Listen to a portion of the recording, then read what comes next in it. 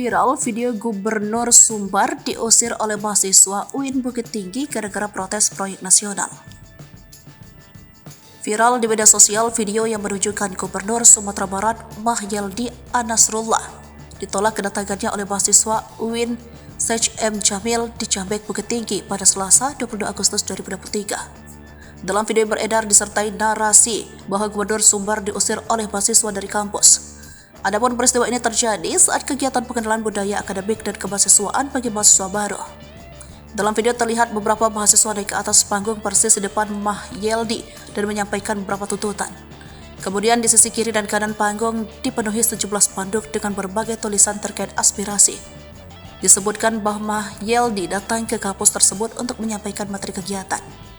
Presma UIN Sej M. Jamil Cambek Bukit Tinggi Ahmad Zaki saat dikonfirmasi memberikan alasan kritikan terhadap gubernur.